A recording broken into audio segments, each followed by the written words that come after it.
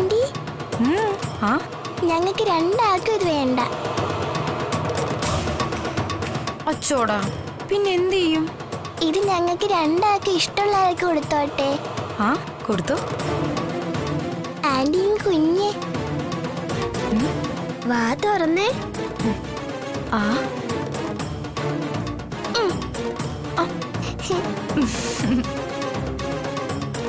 അമ്പടി ബെടുക്കൂസുകളെ.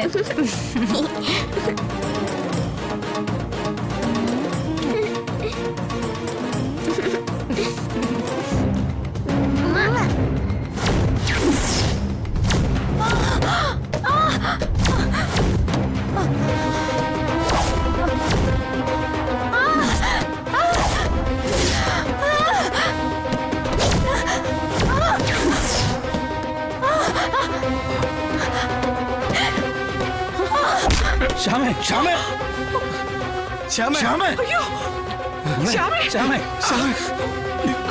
ശ്യാമേ, ശ്യാമേ, ശ്യാമേ, ശ്യാമേ, മോളെ, ശ്യാമേ, ശ്യാമേ, ശ്യാമേ, അയ്യോ മോളെ, മോളെ, ശ്യാമേ, ശ്യാമേ, ശ്യാമേ, ശ്യാമേ, ബോധം പോയല്ലോ. അയ്യോ ചോര.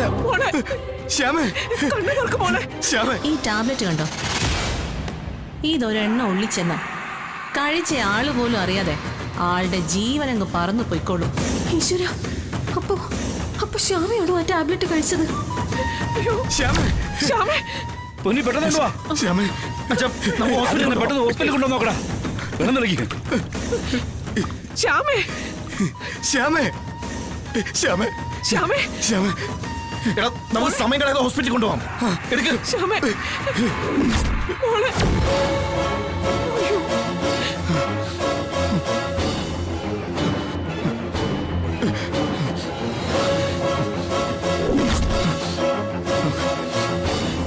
മോനെ, മോനെ സൂക്ഷിച്ച് പോവാമേ. നീ അങ്ങോട്ടാടാ വയ്യാത്ത കാലം കൊണ്ട്? അല്ല, ഞാനും കൂടി ഹോസ്പിറ്റലിൽ പോവാന്ന് വെച്ചിട്ടാ. വേണ്ടടാ, രോഹിത് ഉണ്ടല്ലോ, റെസ്റ്റ് എടുക്കാനല്ല ഡോക്ടർ എന്നോട് പറഞ്ഞേക്കുന്നേ.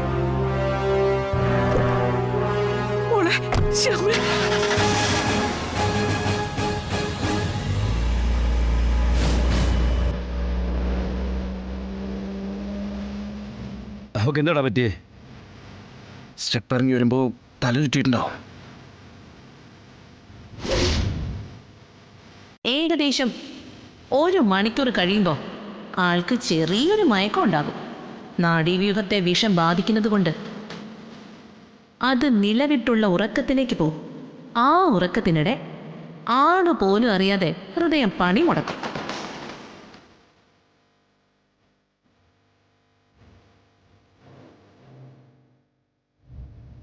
ഈശ്വര,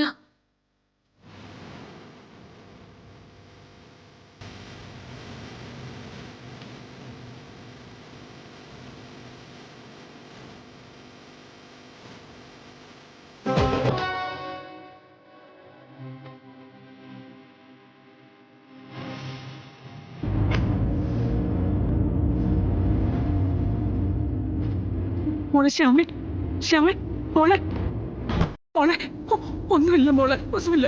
രോഹിത് ഒന്ന് വേഗം പോടാ.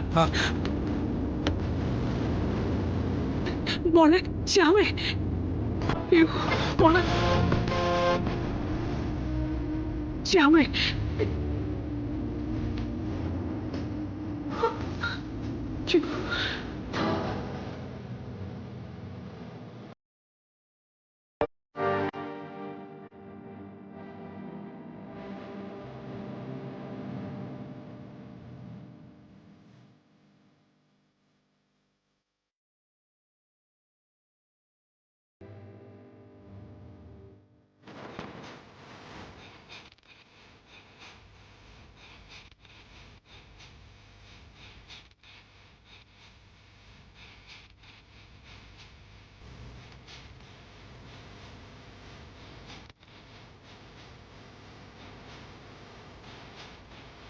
എന്ത് പറ്റി കുഞ്ഞ്? മുടന്തിയാണല്ലോ നടക്കുന്നത്. വെറുതെ ഒന്നും മുടന്തി നടന്ന എങ്ങനെ ഇരിക്കും നോക്കിയതാ. അയ്യോ, കാലിലെത്താ ബാൻഡേജ് ഒക്കെ ആയിട്ട് ഒരു രസത്തിന് പറ്റിയതാ. എന്റെ പിള്ളച്ചേട്ടൊന്ന് അകത്തേക്ക് പോവോ? വിശേഷമൊക്കെ അകത്തുള്ളവർ പറഞ്ഞുതരും. ഷടാ, ഇതെന്താ കുഞ്ഞ് ഇങ്ങനെയൊക്കെ? ഞാൻ കാര്യം അറിയാൻ. വെള്ളച്ചേട്ടാ പ്ലീസ്.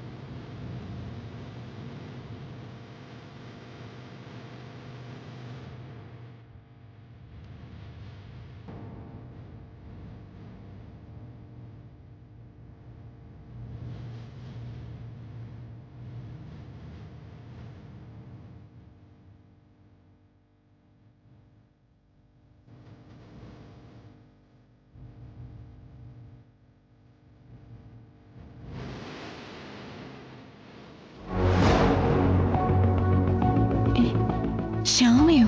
ഡോക്ടർക്ക് അറിയാമോ ഈ കുട്ടിയെ? ശ്യാമയ്ക്കിനി ഒരു കുഞ്ഞിനെ ഗർഭം ധരിച്ച് പ്രസവിക്കാനാവില്ല. ഞാൻ പ്രസവിക്കുന്ന കുഞ്ഞിനെ ശ്യാമയ്ക്ക് കൊടുക്കുമേ. നമ്മളെ 4 പേരിൽ ഒതുങ്ങണ ഇക്കാര്യം. തല പോയാലും ഇക്കാര്യം മറ്റൊരാൾ അറിയരുത്.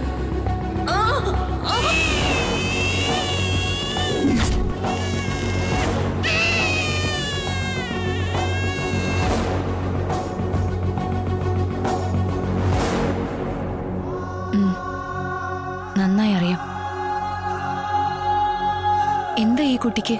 സ്റ്റെപ്പിൽ നിന്ന് തല കറങ്ങി വീണതാണെന്നാ പറഞ്ഞേ. പക്ഷേ സെലിൻ ഡോക്ടർ ചെക്ക് ചെയ്തപ്പോൾ വേറൊരു കാര്യമാണ് പറഞ്ഞേ. മാരകമായൊരു വിഷാംശം കുട്ടിയുടെ ഉള്ളിൽ കടന്നിട്ടുണ്ട്.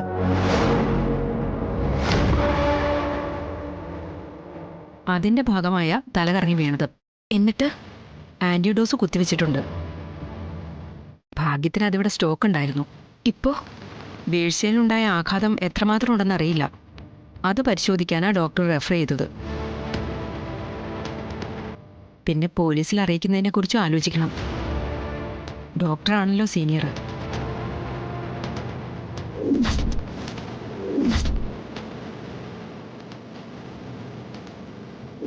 ശാലിനി മടങ്ങിയെത്തിയല്ലോ. ഇനി കുട്ടിയുടെ കാര്യത്തിൽ എന്തെങ്കിലും തർക്കം ഉണ്ടായിട്ട് ശ്യാമ പോലീസിൽ അറിയിക്കണ്ടേ ഡോക്ടർ? എന്തെങ്കിലും ചെയ്യണമെന്നുണ്ടെങ്കിൽ ഞാൻ ചെയ്തോളാം.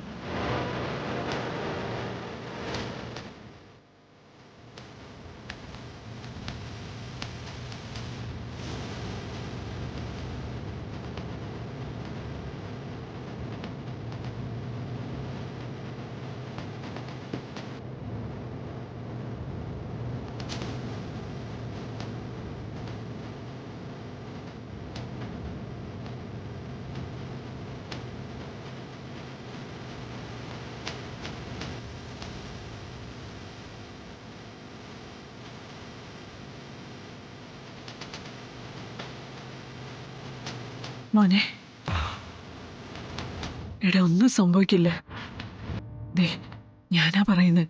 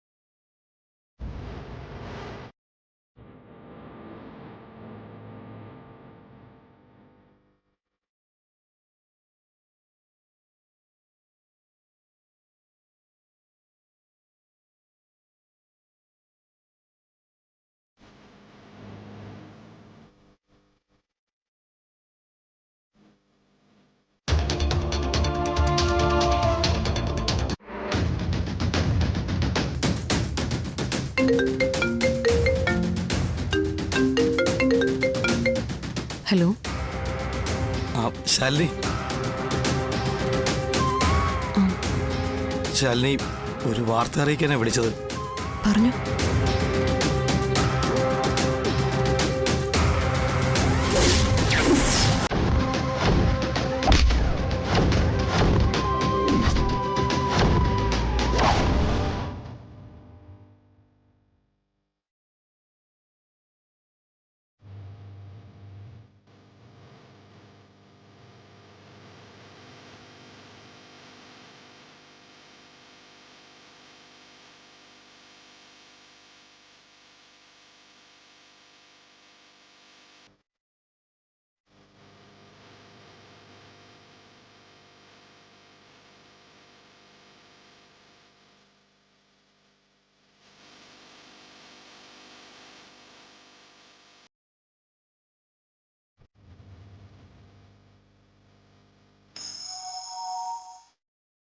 ഹലോ. അമ്മേ,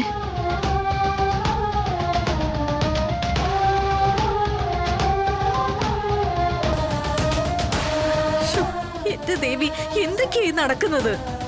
അമ്മ പേടിക്കാതെ, ഞാൻ കാറുമായിട്ട് അത് ഒഴി വരാം. ഒരുങ്ങി നിൽക്ക്. ആ ശരി. ഈശ്വര, ഒന്നും ഉണ്ടാവില്ലേ?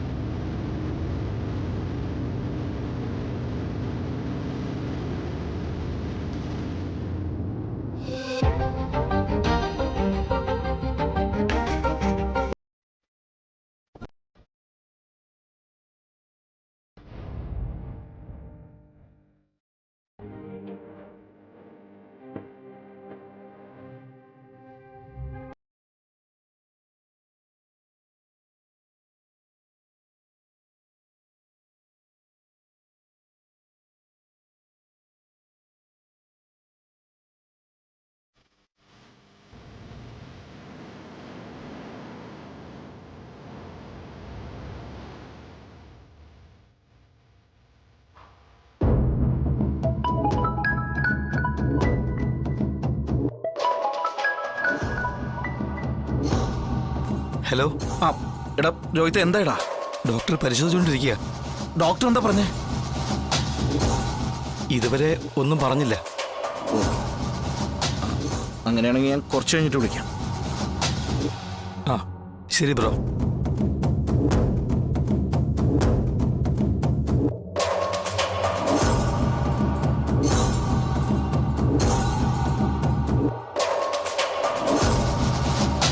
ഡോക്ടർ ഒന്നും പറഞ്ഞിട്ടില്ല എന്ന്.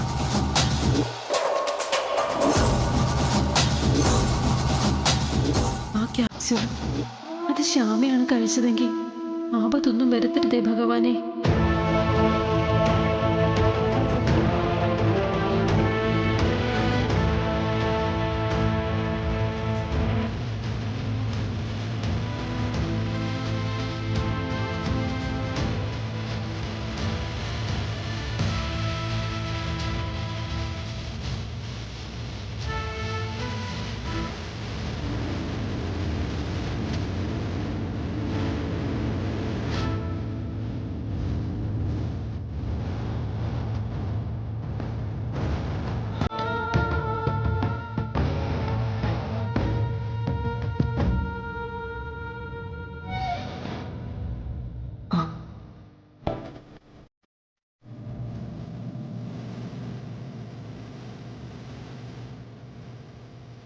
മോളെ രോഹിത്.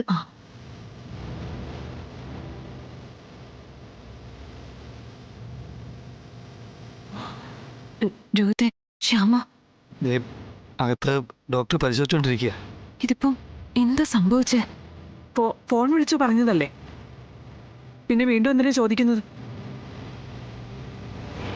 ഞാനെന്തെങ്കിലും ചെയ്താണോന്ന് അറിയാനായിരിക്കും.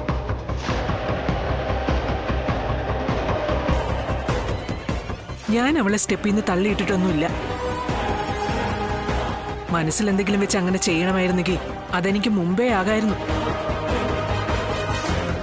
ഇപ്പോഴവളുടെ പൊടി പോലും കാണില്ലായിരുന്നു. സത്യമ്മേ, ഞാൻ പെട്ടെന്ന് എന്താ സംഭവിച്ചെന്ന് അറിയാൻ വേണ്ടിട്ടാ. പെട്ടെന്ന് എന്താ സംഭവിച്ചെന്നറിയാൻ. മോനെ, അവക്ക് കുഴപ്പമൊന്നുമില്ലല്ലോ? അങ്ങനെ ഒരു വാക്ക് ഡോക്ടർമാരുടെ നാവിന്ന് കേൾക്കാൻ വേണ്ടി 33 ദേവകളോടും പ്രാർത്ഥിച്ചുകൊണ്ടാ ശാരദാമ്മ ഞാനിവിടെ ഇരിക്കുന്നത്. ശ്യാമ നിങ്ങളുടെ മോളല്ല, അവൾ എന്റെ മോള് തന്നെയാ. അനുസരണയുള്ള മരുമക്കളൊക്കെ എനിക്ക് അങ്ങനെ തന്നെയാ. ഇപ്പോ കാർത്തികയും.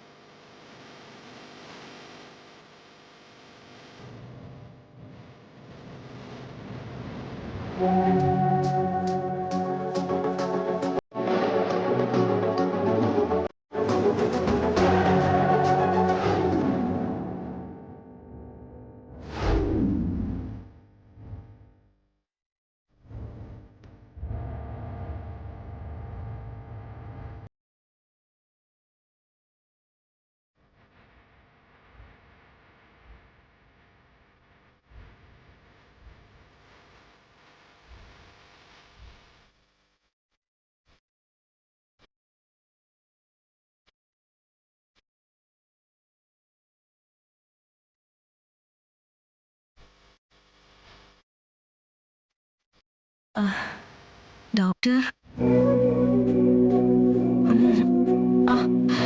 എനിക്ക് എന്താ പറ്റിയേ? തലചുറ്റലുണ്ടായി, സ്റ്റേറിന്ന് താഴെ വീണു. നെറ്റിക്ക് ചെറിയ പൊട്ടലുണ്ട്. ഡോക്ടർ, എനിക്കൊന്ന് എഴുന്നേറ്റിരിക്കാമോ? അതിനെന്താ?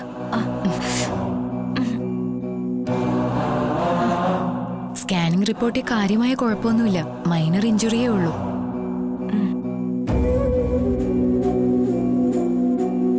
ഒരല്പസമയം പുറത്തേക്കോ? ശരി ഡോക്ടർ.